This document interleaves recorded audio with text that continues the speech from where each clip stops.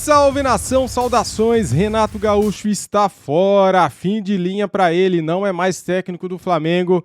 Parabéns, Renato Gaúcho, não conseguiu salvar o Grêmio, nem o Flamengo e nem o próprio emprego.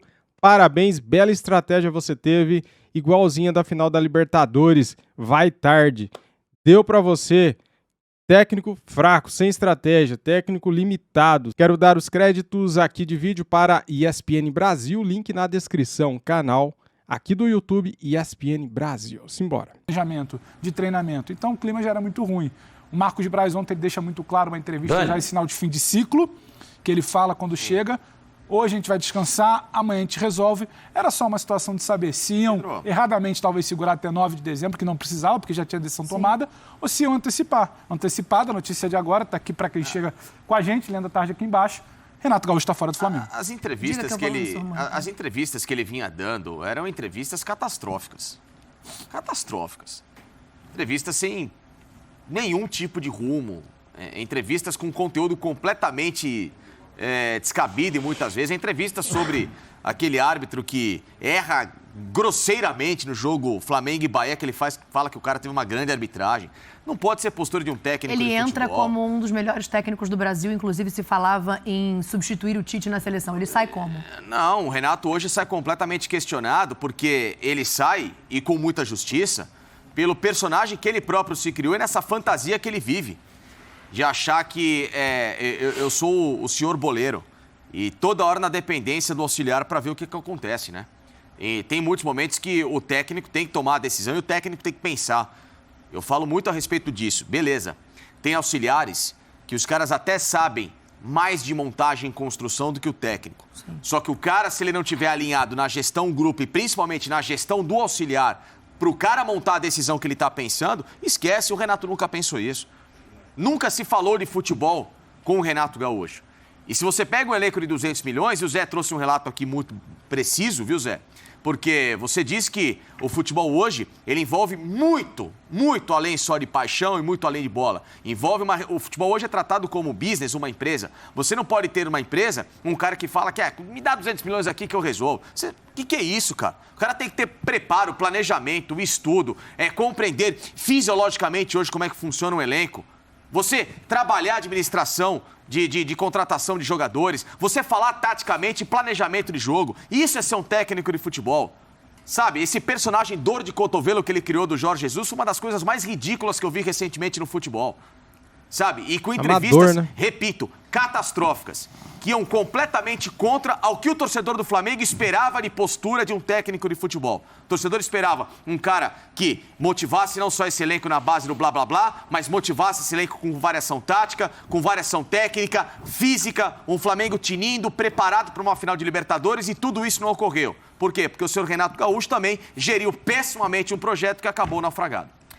Rapaz, o Sormani, ele pede o elenco de 200 milhões na mão e diz que com isso ganharia todos os títulos também.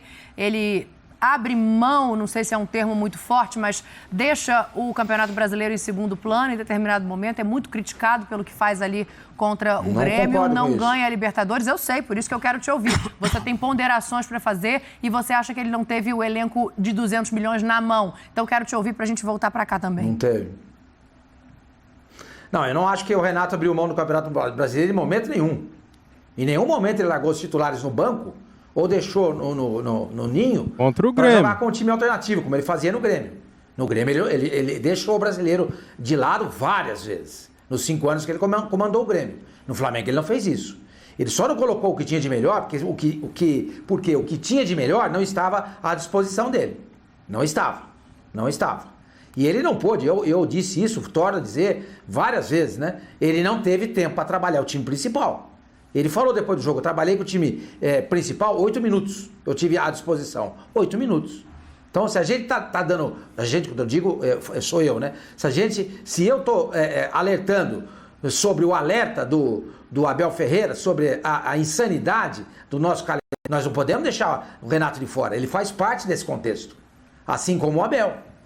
Não pode treinar. Agora, o Renato cai...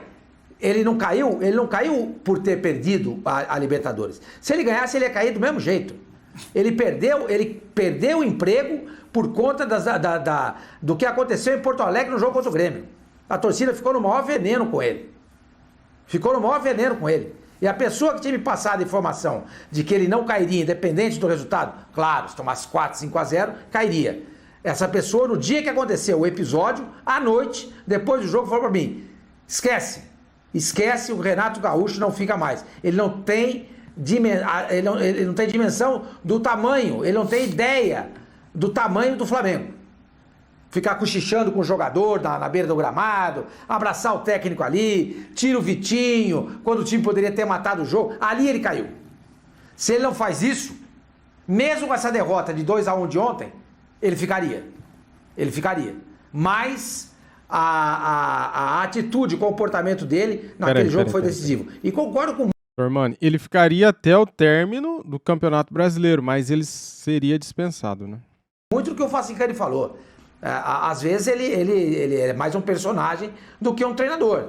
Mas eu acho que é o jeito dele, entendeu? É o jeito dele, que prefere ser um personagem, ser esse tipo de treinador, do que ficar expondo os outros, entendeu? Quando ele faz isso, ele não fala do problema do departamento médico do Flamengo, ele não fala das seguidas lesões, ele não critica um jogador porque ele jogou mal, ele nunca fez isso. Ele sempre desviou o foco. É o jeito dele, entendeu? Mas o Facicani tem razão ao mostrar isso, ao pontuar isso. Entendeu? Mas eu entendo. Isso, Armani. Eu entendo. E assim, se você tem uma responsabilidade como essa, de estar num clube com um orçamento de 200 milhões, com as metas e com o profissionalismo que o Flamengo espera trabalhar, você não pode vir a público com declarações e com esse tipo de postura. Você me desculpa, não tem como, né? A gente falava em relação à maturidade. Ele não era maduro o suficiente na personalidade dele para ser um técnico do Flamengo, na ambição que o Flamengo tem hoje. Se você tem uma ambição de como o Flamengo... O que a gente discutia aqui na mesa agora há pouco? Legado europeu. Sim, legado de Jorge Jesus. Futebol, a apresentação, a administração. Se a gente discute isso, que é o que precisa ser mudado no futebol, como é que você coloca o Renato Gaúcho na figura em que ele estava? Antítese disso. Né? Gente, pelo amor de Deus. E aí ele não se ajudou. Em nenhum momento ele nunca se ajudou a ser uma pessoa que passasse tranquilidade e credibilidade ao torcedor do Flamengo. Mas aí eu vou colocar a pergunta aqui no programa. A culpa é do Renato ou é isso que eu te falo. É igual sim, não tem a dúvida. É igual jogador. Organizar. Eu acho que são dois pontos diferentes. Uma coisa é o que ele diz na entrevista coletiva. Porque aí, assim, se o técnico quer explicar a tática dele, se ele não quer explicar a tática dele, isso eu entendo que é a opção de cada um. Agora, o problema é não ter soluções, não trazer soluções. E aí eu acho que passa pela falta do Arrascaeta e ele não ter conseguido colocar uma outra maneira de jogar em campo. Porque o que ele diz, como ele diz... Isso é o personagem. O problema é que o personagem não é só a casca. Exato, é o que está ali, o né? O personagem está maior do que o treinador. É isso. É isso, Zé. Definiu perfeitamente. Tá aí, galera. Trouxe aqui para vocês, em primeira mão, o debate, né, da ESPN Brasil. Eles falaram aí sobre a demissão do Renato Gaúcho. E o porquê que ele foi demitido, né? Cara, não foi contra o Grêmio, foi a gota d'água contra o Grêmio. Mas isso já vem lá de trás, cara. Já vem lá de trás. O Renato Gaúcho, nas entrevistas, não convencia ninguém, porque ele não sabia explicar o que acontecia nos jogos, né? Ele não sabia explicar o porquê que tomava os gols, ele não sabia explicar o porquê das substituições, ele nem... Cara, até pouco tempo atrás, ele não sabia a posição exata do André jogar. Então, assim, essas coisas, um bom técnico de futebol tem que tirar de letra, né? O cara não... Ele tem que chegar no jogador e perguntar em qual posição você gosta de jogar, você rende melhor onde. O cara vai falar e ele tem que colocar ali. Não tem que inventar a posição ou criar situações, querer colocar lateral de ponta, querer colocar volante de ponta, essas coisas no futebol não dá mais, cara. Não tem mais cabimento para isso, né? Para amadorismo. E, claro, o jogo contra o Grêmio foi a gota d'água. Porque ali ele mostrou que ele não é tão profissional assim como ele fala que ele é, né? Porque ficar ali de conversinha com vários jogadores do Grêmio, com o técnico do Grêmio, e tirar os melhores jogadores em campo, recuar o time para o Grêmio empatar, cara, isso daí foi a gota d'água. O Flamengo ali perdeu as suas últimas chances de título, né? Que ainda tinha um pouquinho, né? Desperdiçou 2 pontos. E vai tarde. Renato Gaúcho começou muito bem, mas depois caiu demais de produção.